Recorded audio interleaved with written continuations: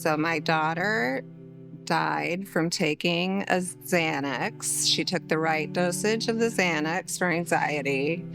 She had bought it off the street and it had fentanyl in it. I didn't save my child. I'm supposed to be the one to protect her. And I had no idea that she was doing this. And she lived in my house.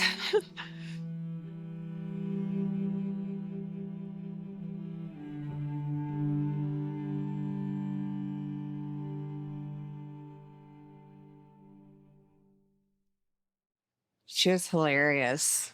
She had like a dry sense of humor, but she was very funny. Very happy child. Sweet. She'd do anything for anybody. Very empathetic. Like she would cry for somebody else. Almost empathetic to a fault. Then as she went through puberty, then she started having issues with depression and anxiety. We tried every antidepressant out there. None of them worked for her. So she suffered greatly. They did, however, give her Klonopin, which is an anti-anxiety medication. The doctor cut her off that. She didn't tell me that. I would have told her to go see another doctor. Instead, she went and bought the Xanax off the street that killed her. But straight A's, she was in color guard. We had to move in the middle, so she did her junior and senior year in Washington State, and she was on the cheerleading team there. And senior year did dual enrollment, so she actually went to college her senior year. So she did very well, and I think COVID threw her for another loop because she got really depressed again after COVID, to the point where she just stayed in bed all the time. So, but even though she did that, if I was sick, she would get out of bed to make sure I ate. If her friends needed help, she would get out of bed and go help her friends. Like, she would, she made perfume from scratch.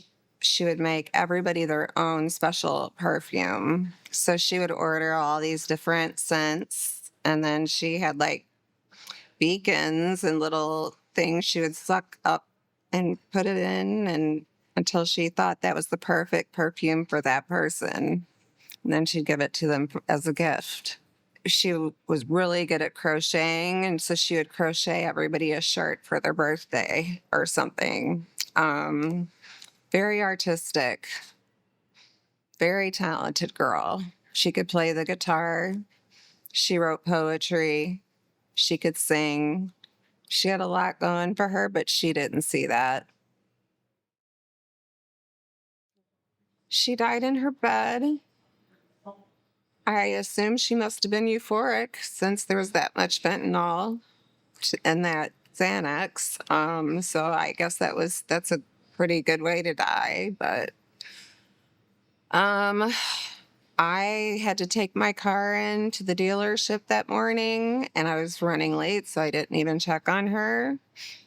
And then I went to the store to buy some things, and her boyfriend called me and said, I've been trying to text Liz all day. We were supposed to go get tacos today, and she's not answering her phone. And I let myself in the house, and I can't wake her up, and she's stiff. And I said, but she's still alive, right? Even in my mind, I knew. And he's like, I think so. And I said, well, turn her over and do CPR and call 911. And no, I drove through every red light. I don't even know how I got home. Just saying, God, please let her be alive when I get there. Please let her be alive. I just thought maybe a miracle could happen. And when I got there, she was in rigor mortis. And it was the most horrible sight. And unfortunately, I have that flashback all the time now. When I remember her, that's the first picture I see in my mind. And then the police came right after that. And they kicked me out of the room, so I couldn't even touch her.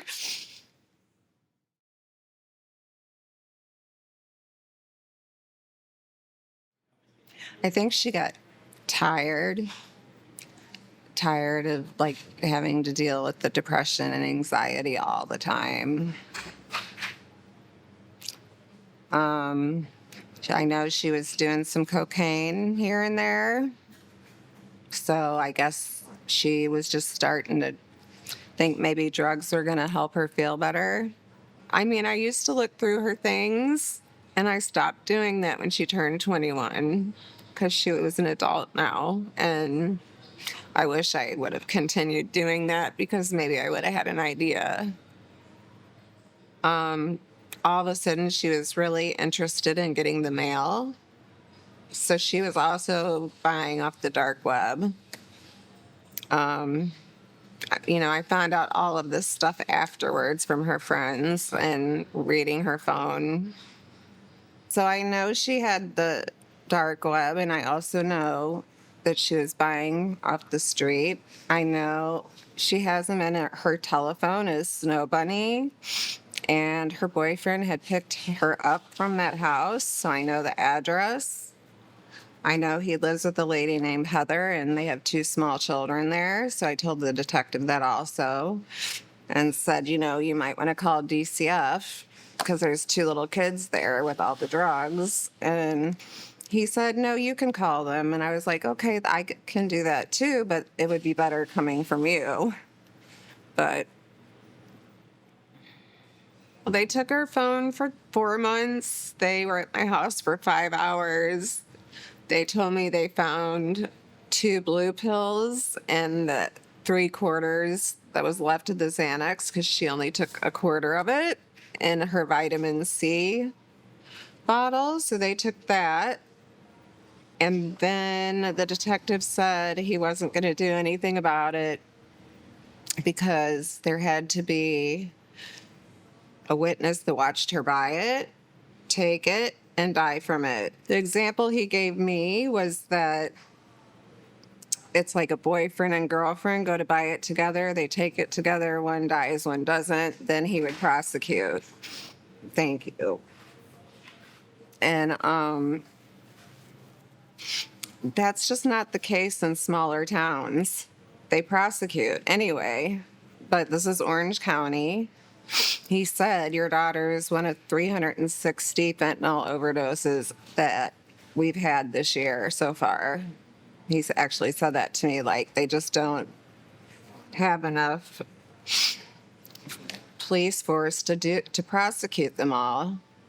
So he's not even going to try. I still send him articles about every bust, someone that didn't have a witness but still gets prosecuted. I send him articles all the time and he just ignores me.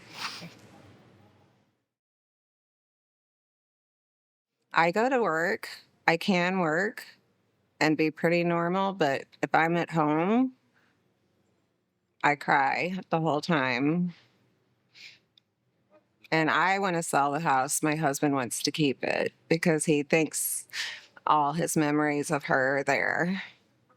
So we're going to keep the house, but it's hard for me to be there.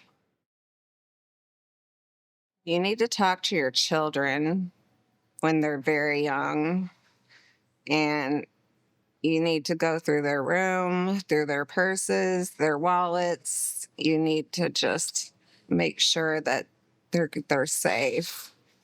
And you need to warn them about this fentanyl and now the xylazine. So, yeah.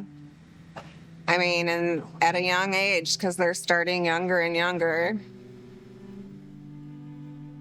I don't want this to happen to anybody else. It's the worst thing I've ever had happen to me. And I wouldn't wish it on my worst enemy.